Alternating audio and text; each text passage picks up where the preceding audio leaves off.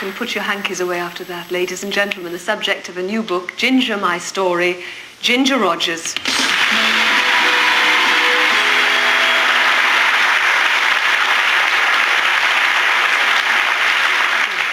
Do you consider that to be your best work, the Kitty Foyle movie?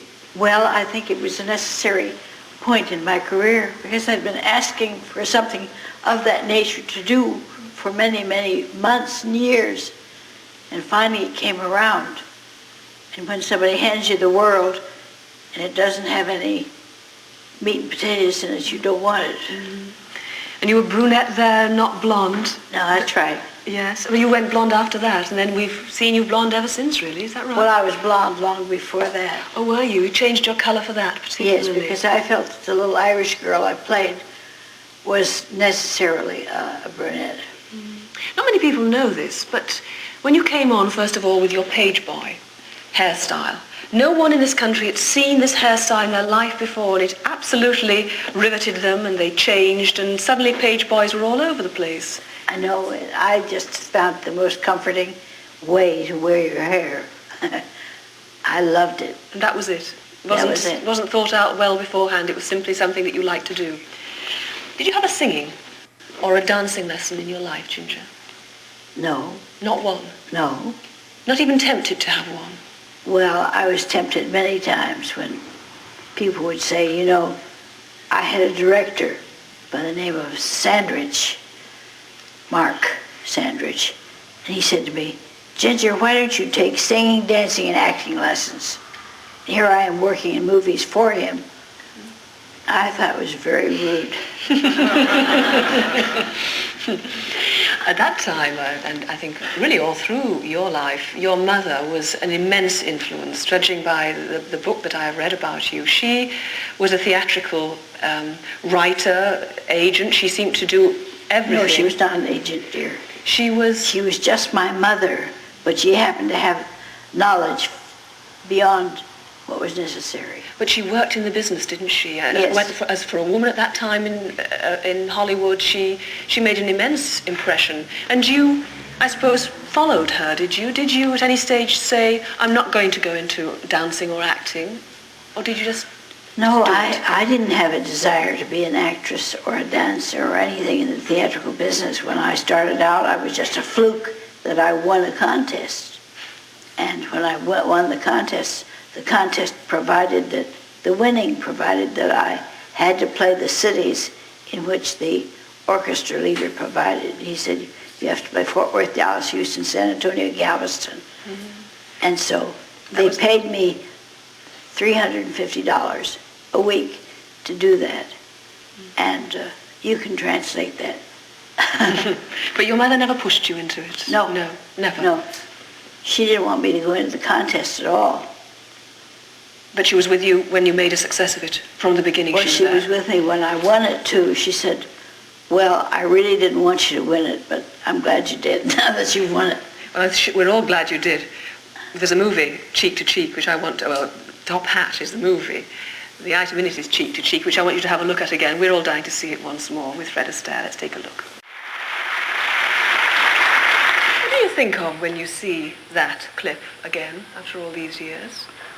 Well, I look at it with gratitude, because that was part of my growing theatrically. Mm-hmm. What about all these rumors that you didn't get on with Fred Astaire, that you hated him and he hated you? Well, it was like all rumors are. It was just a rumor, nothing else. And it was started by the publicity department of RKO Studios. They wanted to keep our name in the paper so people would talk about us, so people would go to see our movies. Mm-hmm. And so they thought up this thing. Why didn't they say you were romantically involved with him? That would have been a good ruse, wouldn't it, at that time? Well, I think they would have been shot by Mrs. Astaire. She's as bad as that, was she? Well, she was very insistent with her husband about what happened when he was on the set. And she never wanted him to kiss the leading lady. That was an agreement that he made with the producer so they would be happy at home. Were you ever romantically involved with Fred Astaire? No, I had a date with him once, many years before we danced together. I danced with him, excuse me, at a date that we had. But then I left New York City for Hollywood, and after that I didn't have a chance to see him until he arrived at RKO Studios by the insistence of our producer, Pandro Berman. He'd been to New York and had seen Fred in the Gay Divorcee, the show, the stage show, and he thought that'd be a good thing to buy, to give to the two of us to do. A lot of people, you see, forget that you were in fact a far bigger star than he was when you two got together. It was billed as Fred Astaire and Ginger Rogers, and yet it should really have been the other way around, Ginger Rogers and Fred Astaire. You forget one thing. It's a man's world. Did that bug you then? Still does. There was a chemistry, though, between the two of you. There was something going on there. What was it? Where did it come from, Miss? It was just the love of the dance. We both loved to dance, and we both loved to express ourselves in the dance. But I remember reading that your feet bled at times with the work that you were doing. Well, we went up, danced up steps, about 18 or 19 steps, and there was a dance on the main floor previous to that step. And then we had to dance up the stairs, and up the top of the stairs we did a lot of whirls. And when I finished doing one take of that after rehearsals and so on, they said, "Look, what's the matter with your foot?" And I had blisters on my feet from dancing so much, in new shoes that had just been dyed to match the dress, and they were still wet. Have you suffered physically because of this dance? I mean, you think of footballers and ballet dancers, and, they finish dancing, their bones start creaking and seizing up. I mean, have you ultimately suffered because of it?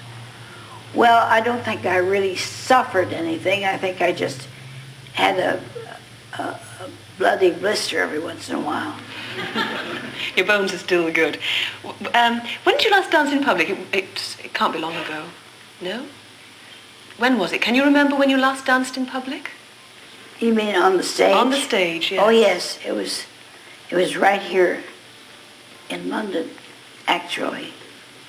I was at the Palladium with my show, the Ginger Rogers Show. Yes.